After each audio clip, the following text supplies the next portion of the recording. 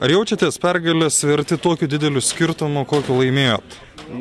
Nemanau, iš tikrųjų buvo lygų žaidimas ir jie turėjo progų, bet jiems truko tikslumo. Mes išnaudojom jų klaidas ir taip laimėjom.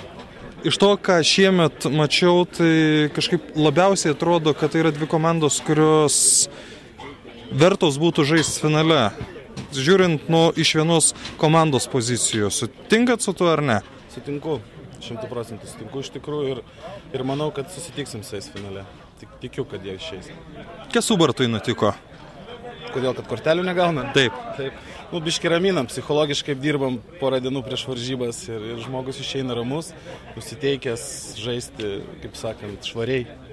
O galit papasakot, kaip jūs su juo dirbat 2 dienas? 2 dienas, tai 2 dienas, 1 dieną girdom, o po to pasitelkiam psichologus į pagalbą ir jau jisai ramus tada išeina 3 dieną žaisti.